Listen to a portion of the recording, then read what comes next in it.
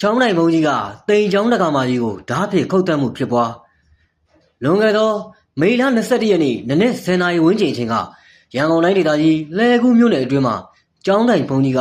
တက္ကမကိုဓာတ်ဖြင့်ခုတ်တက်မှုတစ်ခုဖြစ်ပွားခဲ့ကြောင်းသိရပါတယ်။လှည်းကူးအောင်ဖုံးပြည့်ကျောင်းမှာပါဘုန်းကြီးကအသက်40နှစ်အရွယ်ပဲအသက်ခံရတာကအသက်49အရွယ်တိမ်ကျောင်းတက္ကမပါကျောင်းတွေကားတွေလည်းအဲ့တက္ကမကပဲလှူထားတာသူ့ရဲ့အမေကအဲ့ကြောင့်မှဖုန်းကြီးအမေနဲ့အတူသွားနေတဲ့တရားလုပ်ဖို့ပေါ့ဗျာတူလေးဖြစ်သူကလည်းအဲ့မှာကိုရင်ဝင့်နေလို့တဲ့တက္ကမကမင်္ဂလာတော်မှာနေတာမနေ့ကသူ့အမေနေမကောင်းလို့ဆိုပြီးဖုန်းကြီးကလာခေါ်တာအဲ့မှာသူကလိုက်သွားတာဟိုရောက်တော့ကိုရင်တွေလည်းဆုံးခံထွက်ခိုင်းသူ့အမေကိုလည်းသင်္ကန်းသွားလျှော်ခိုင်းတာပြန်လာတော့အဲ့မှာဖုန်းကြီးကခုတ်တက်တာတွေ့တာပဲတဲ့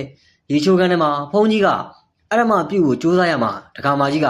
မလုံရန်ညင်းဆို၍ရုံရင်းဆန်ခတ်ဖြစ်ခါအဲ့ကနေထွက်ပြေးပြီးနောက်ကလိုက်မသေးမချင်းရဲဆက်ဆက်ဓာတ်နဲ့16ချက်အထိခုတ်တက်ခံရတာလို့ပြောကြပါတယ်။ဖုန်းကြီးကကျူးလွန်ပြီးနောက်ထွက်ပြေးသွားပေမဲ့15မိုင်ဖျားမှာမိတယ်တဲ့ပြည်သူလူကအဲ့ဒါလိုပြောကြပါတယ်။အသက်ခံရသည့်အမျိုးသမီးမှာအသက်48နှစ်အရွယ်ဖြစ်ပြီးမေလ23ရက်နေ့နနက်7:00 နာရီအချိန်ကရေဝေးတုတ်တန်၌တကြိုကြောင်းသိရှိရပါတယ်။လာခေါ်နေကြလာခေါ်တိုင်းပါသွားနေကြ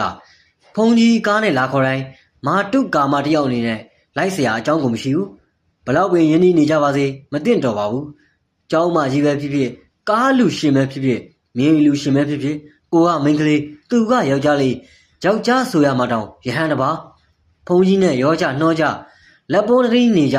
ဟိုကသွေးတိုးဆန်းမှာအသေးချာဘာသားနဲ့ထူထားတာမို့လဲဒါကြောင့်ဖုန်းကြီးကားပေါ်တယုံယုံခေါ်တိုင်းတက်စီးကျင်နေကြတဲ့မိန်းမတွေစင်ကျင်သင်္ကန်းစာယူတဲ့ပထမအချက်ဒုတိယအချက်က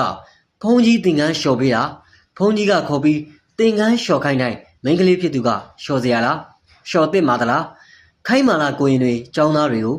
ចောင်းနိုင်ဖြစ်တာနဲ့ကိုသင်္ကန်းကိုမလျှော်နိုင်ကြတာလဲဘာဖြစ်ကြလဲမသိဘူးဘာကြောင့်လဲတော့မသိတက်တော်ကြီးရဲ့အထိကိုသင်္ကန်းကိုယ်တိုင်လျှော်ခဲ့ကြတဲ့ကြည်ညိုစရာဆရာတော်ကြီးတွေမှာအများကြီးပါတိထားသတိထားရမှာက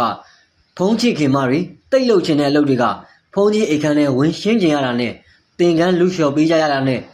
ဖုန်းကြီးအိမ်သာစီးပေးကျင်ကြတာနဲ့ဖုန်းကြီးကရင်ခင်းပေးကျင်ရတာနဲ့ကြမ်းတိုက်ချင်ကြတာနဲ့အချိန်မတော်ဖုန်းကြီးเจ้าနဲ့ဖျားပန်းလဲချင်ကြရတာနဲ့အဲ့လိုဖုန်းကြီးเจ้าကိုကို့မေအိမ်လိုသဘောထားနေကြတဲ့ဟာတွေအတွက်ဒါသင်္ကန်းစာပဲ